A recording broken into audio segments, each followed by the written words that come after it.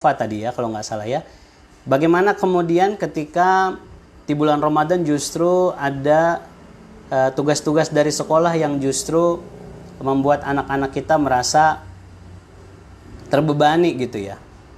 Jadi rasanya ini juga perlu menjadi kebijaksanaan ya bagi kita orang tua. Jadi prinsipnya yang perlu kita sadari itu adalah situasi ini adalah situasi yang tidak normal.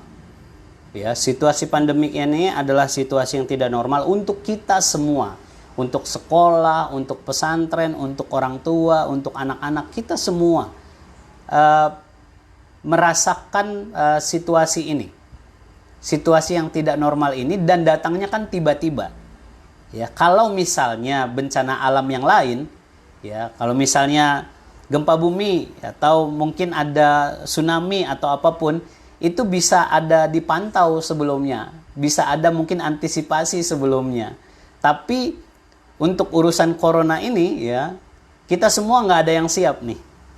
Sementara itu pihak sekolah hari ini kan mereka itu memang mendapatkan surat edaran tuh dari Menteri Pendidikan Nadiem Makarim itu dengan poin-poin yang sudah tertera. Paling tidak ada 3 halaman tuh surat dari Menteri Pendidikan yang diberikan kepada sekolah. Dan poin-poin yang perlu dilakukan oleh sekolah itu, yang ada di lembaran itu tidak ada juga penjabaran teknisnya seperti apa. Sementara sekolah harus melaksanakan surat edaran itu. Sehingga kita bertemu nih dengan kondisi bahwa kita semua kemudian kaget, kita semua kemudian gagap dan semuanya bisa dikatakan bergerak cepat gitu untuk bagaimana beradaptasi dengan kenyataan ini gitu, beradaptasi dengan perubahan yang datang tiba-tiba ini gitu. Sehingga sangat mungkin kita kaget, kita kemudian merasa tidak nyaman, apapun yang menjadi hal baru kan sebetulnya seringkali membuat kita menjadi tidak nyaman ya. Tentu juga buat sekolah juga demikian. Karena apa? Tidak ada format yang baku saat ini yang kemudian membuat melaksanakannya itu seperti sudah tersistem gitu, tidak. Yang selama ini sekolah-sekolah kita sudah sistemnya bagus, tapi dalam situasi ini sekolah-sekolah kita pun menjadi terkejut. Guru-guru kita banyak juga yang bingung kemudian untuk melaksanakan tugas-tugas itu. Sementara mereka juga dievaluasi. Ini kan menjadi sangat dilematis nih buat kita semua. Kemarin saya sempat bikin video di YouTube itu, ide yang sangat ekstrim sebetulnya untuk boleh nggak sih kita minta izin nih kepada Menteri Pendidikan kalau bisa selama Ramadan ini diliburkan deh anak-anak sekolah gitu. Kemarin itu yang coba saya sampaikan di channel YouTube saya. Nanti boleh dilihat aja di Bang Lubis TV. Ajakannya adalah libur, tapi ini sangat ekstrim ya. Ada konsekuensi lain dan dilematis juga tentunya gitu. Diskusinya juga mungkin bakal sangat panjang. Tapi idenya begitu. Kenapa? Karena kan situasi ini bulan Ramadan, ya. Anak-anak, orang tua, guru ini perlu fokus kepada Ramadannya.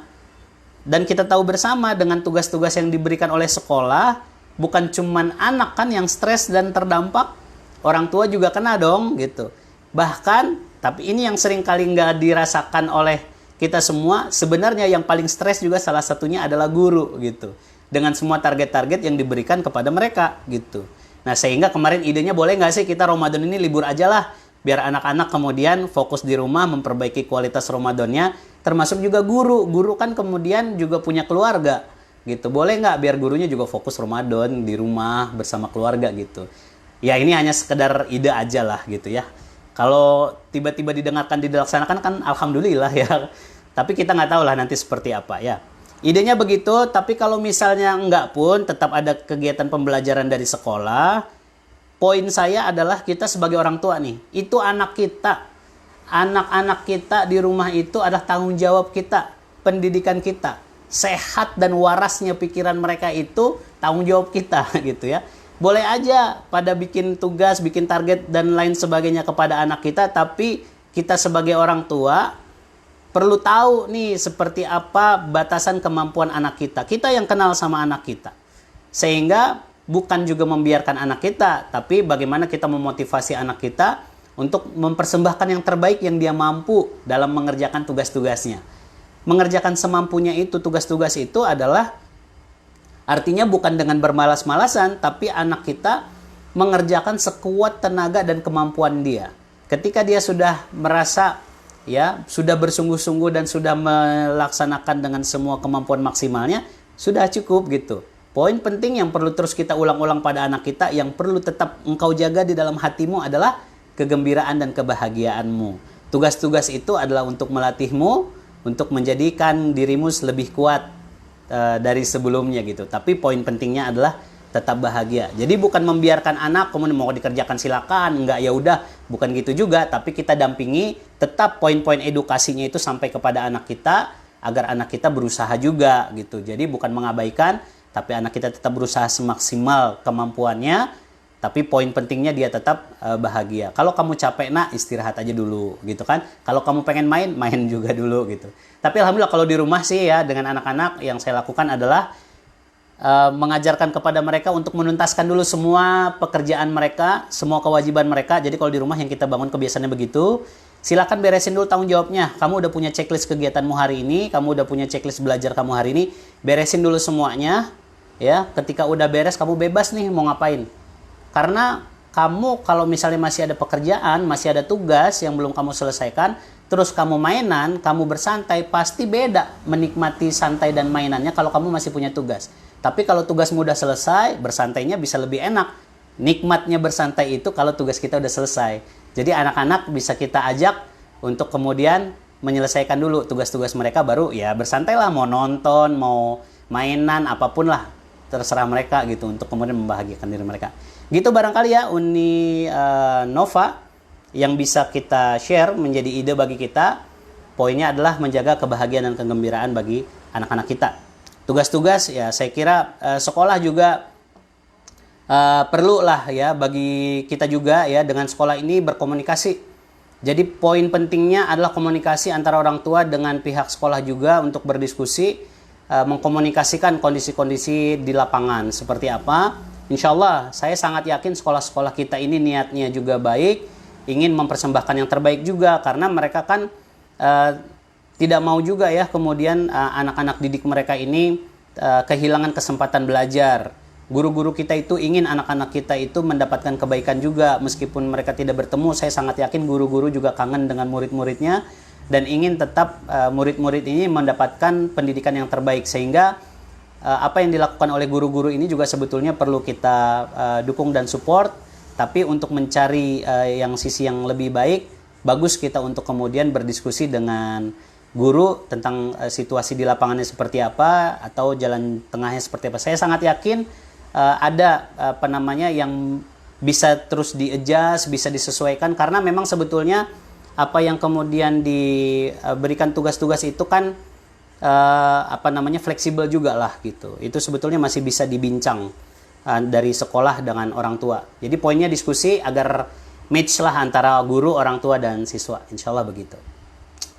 Baik, berikutnya apa tadi? Tentang sholat ya. Iya, jadi dari Bu Lady Yuliawati. Ya, jadi beliau bertanya tentang ini saya bacakan ulang lagi pertanyaan dari Bu Lady. Assalamualaikum Bang Lubis, kata beliau. Waalaikumsalam. Anak-anak saya karena kondisi saat ini sudah mulai jadi imam sholat maghrib dan isya secara bergantian. Jamaahnya adalah ayah, ibu dan kakek nenek ya. Untuk Ramadan ini saya minta mereka untuk bergantian menjadi imam, dan saya bilang mau kasih honor buat mereka ya. Apakah bisa seperti ini Bang? Boleh-boleh saja gitu ya. Jadi ini tadi masuk di poin kita juga, bagaimana melibatkan anak-anak dalam mengisi Ramadan. Kemudian bagaimana kita juga mengapresiasi ya apa yang kemudian dilakukan sama anak-anak kita ya. Jadi untuk menjadi imam Ramadan bagus. Kalau perlu sih sebetulnya tidak hanya imam ya, banyak lah ya yang lain yang bisa dilakukan oleh anak-anak juga selain menjadi imam kan, bisa ditambah juga misalnya untuk kultum dan seterusnya. Banyak tuh nanti gitu. Kalau diberikan honor ya boleh-boleh aja, tapi poin pentingnya jangan lupa setiap kali kita memberikan hal materi kepada anak kita, selalu ingatkan di awal bahwa ini tidak ada apa-apanya jika dibandingkan dari balasan Allah dengan keikhlasanmu. Jadi poinnya adalah anak-anak tetap ikhlas. Kalau ada berupa materi yang dia terima dari orang tua atau dari siapapun, itu bonus aja lah gitu ya. Jangan sampai dijadikan orientasi utama, sehingga sayang kalau nanti ibadah itu diorientasikan selain kepada Allah, kan yang didapatkan ya hanya sekedar materi ya gitu. Jadi anak kita biasakan untuk meluruskan kiblat hati dan niatnya semata-mata mengerjakan apapun itu untuk mengharapkan keridhaan dari Allah Subhanahu wa taala, gitu kira-kira ya. Baik. Ada lagi?